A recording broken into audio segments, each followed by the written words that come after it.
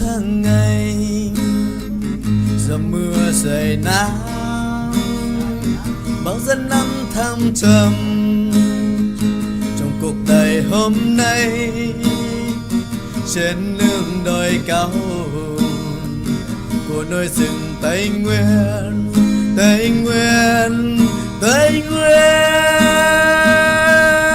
yeah. Có bao nhiêu đêm rồi mày vẫn ngồi đây như khúc ca dâu buồn chân về làng năm xưa bên tôi ngồi đây. Ôi mẹ thương yêu Tây Nguyên, Tây Nguyên,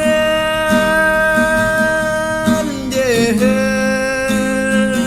Những giọt mồ hôi trên lưng cong của mẹ và trên đôi vai cha mang màu nắng gió theo dòng thời gian trên đôi tay hao gầy như nắng ban chiều cuối trời xa xăm.